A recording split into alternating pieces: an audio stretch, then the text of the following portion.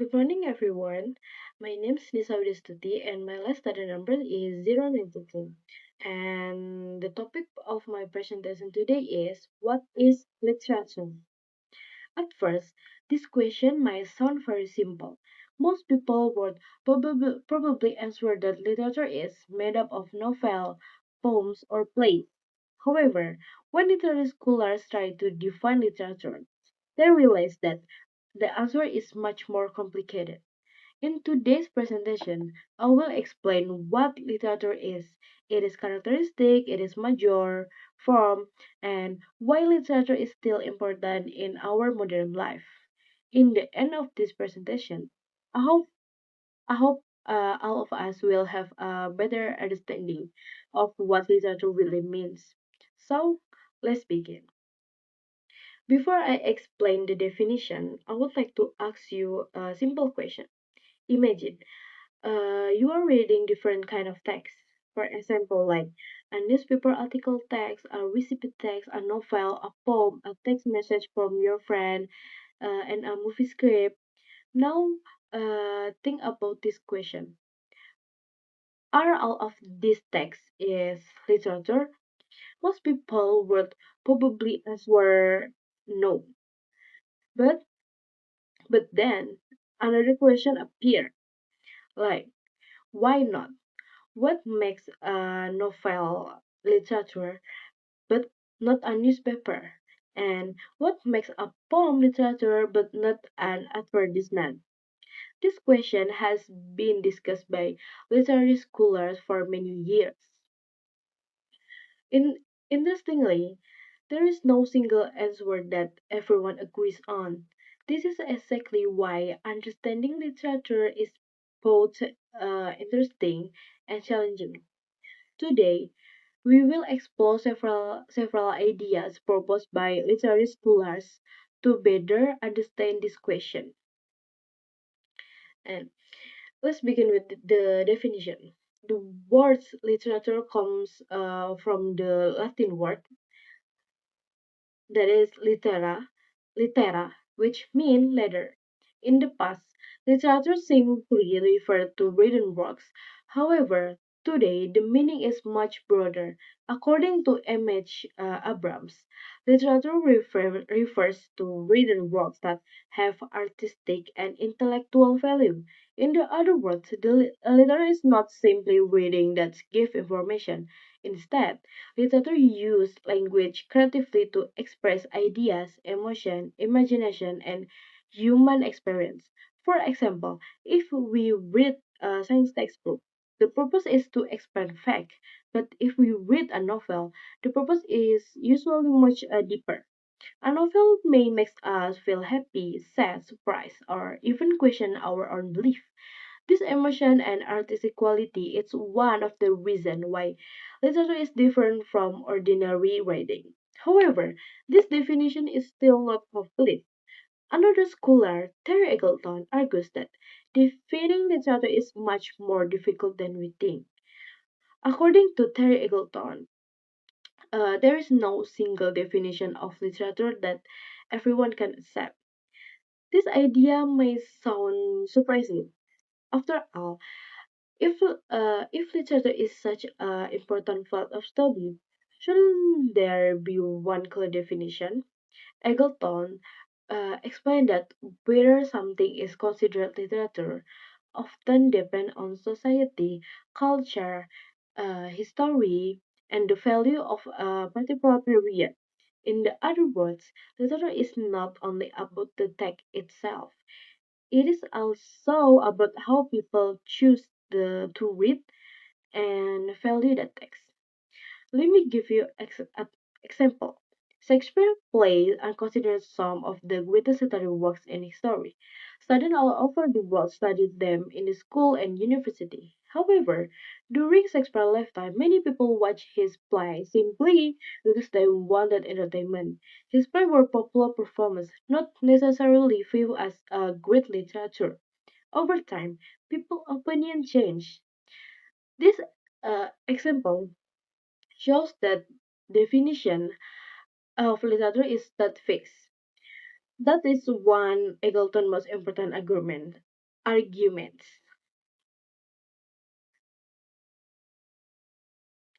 Now we can understand why defining literature is not easy.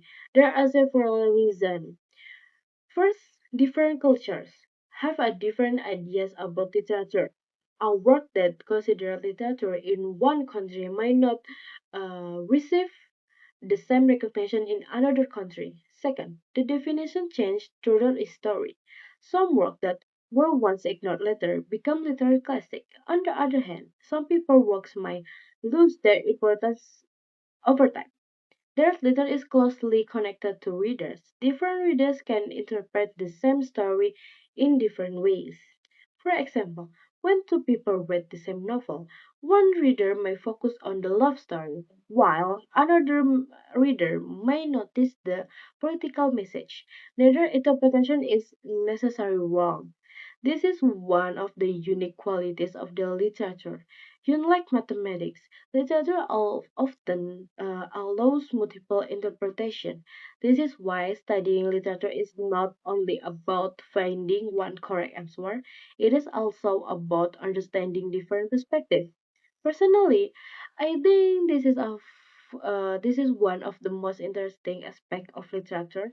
Every reader brings different experiences, emotions, and ideas when reading a literary work.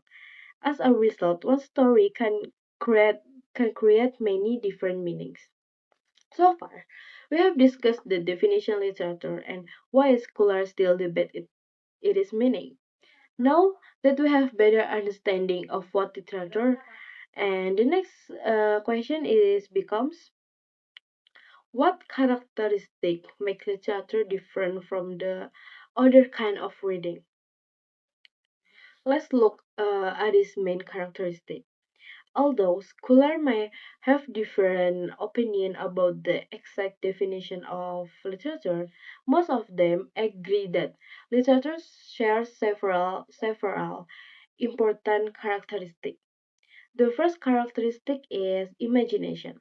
Literature allows writers to create people, place, and events that may or may not exist in real life. Even when is inspired by real event, the author often adds imagination to make it more meaningful and engaging.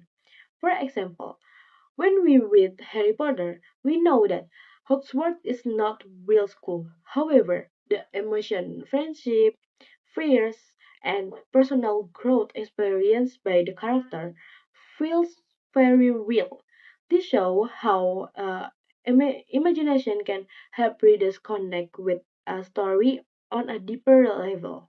And this characteristic is artistic language. Unlike everyday communication, literature uses language in creative and beautiful way.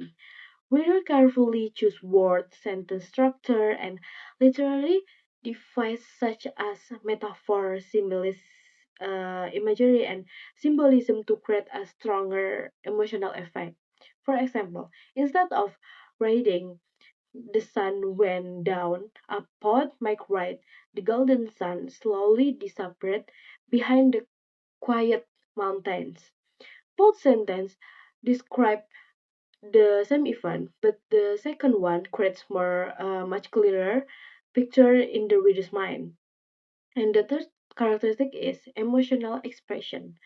Literature allows writers to express feelings, thoughts, hopes, fear at the same time, and readers often experience those emotions while reading. For instance, when we read a tragic story, we may feel sadness. When we read inspiring story, we may feel hope or motivation. This emotional connection is one of the reasons why literature remains meaningful stories generation. The fourth characteristic is universal themes.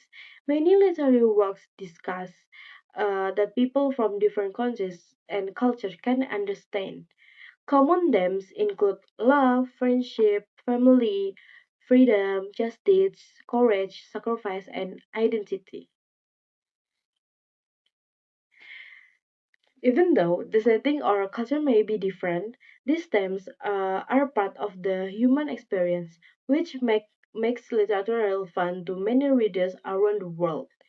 Finally, literature often allows multiple interpretation, unlike subjects that usually just have one correct answer. Literature encourage readers to think critically and develop their own interpretation.